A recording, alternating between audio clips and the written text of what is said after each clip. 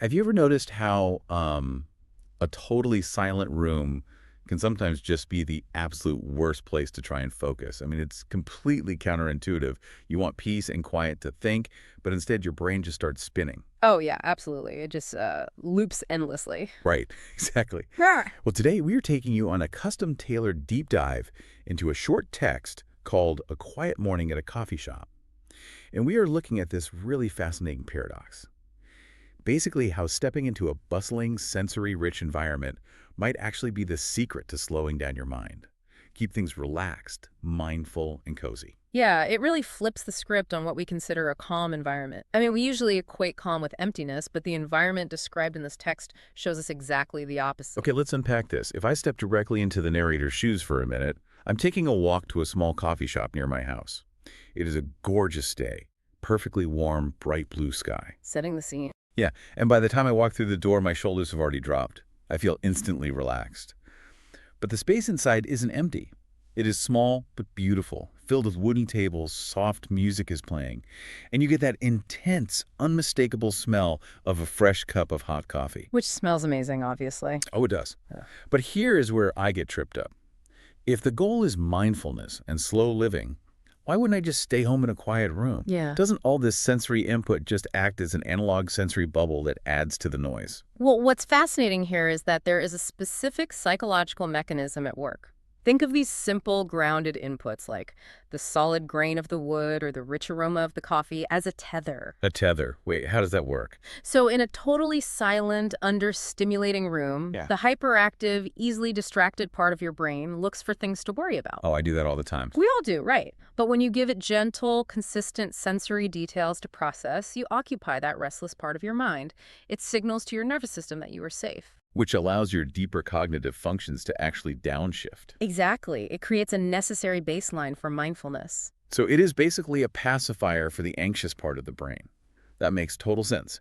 But once grounded in that internal calm, the narrator's focus shifts outward, right? Right, to the window seat. Yeah, I sit down near the window with my warm, soft coffee, and I am looking straight out at the morning commute. I see people rushing to work, students riding by on their bicycles. It's a lot of movement. It is. Aren't I just inviting the stress of the daily grind right back in by watching all that hustle? You would think so, but the window creates a physical barrier that changes the nature of what you are processing. You are not participating in the morning hustle. You are just observing it from a quiet sanctuary. Oh, I see. Yeah, and this acts as a sort of visual white noise. Watching that ambient movement from a place of complete stillness creates a really stark cognitive contrast. Visual white noise. I really like that phrase. It is powerful. Your brain registers the kinetic energy of the bicycles and the pedestrians, which gives you a low level of stimulation. But because you are physically removed from it, you don't feel the pressure of it. Right. So that juxtaposition, the speed of the outside world versus the stillness of your wooden table, is what acts as the catalyst for deeper reflection. Precisely. Which leads directly to the ultimate goal here, the creative output. Yeah, this brings us to the actual climax of this morning ritual. I am sitting there, perfectly balanced between the calm inside and the movement outside, and I open a notebook to write down new ideas. The ritual pays off. Exactly. I feel a deep sense of peace. I take a small sip of that hot coffee. I smile, and the words just start flowing. And that proves this isn't just a story about taking a break. It is a highly structured, creative ritual. Simple, peaceful environments actively spark new ideas. Because the narrator hasn't just stumbled into a relaxing moment. They deliberately engineered an environment that triggers a flow state. Right.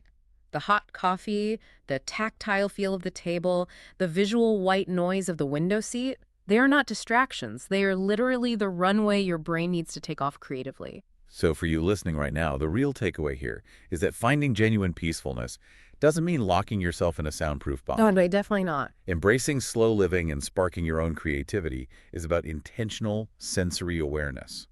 Simple things like hot coffee, wooden tables, a window seat, they are vital tools. It is about finding those spaces that give your brain just enough physical reality to hold on to so your mind is free to wander. Which leaves us with a question for you to chew on today. If a simple window seat and a warm cup of coffee can completely shift your mindset and unlock new ideas, Huge shifts. right? What other mundane daily environments might secretly hold the key to your next big creative breakthrough Yeah. if you just took a moment to sit and observe them?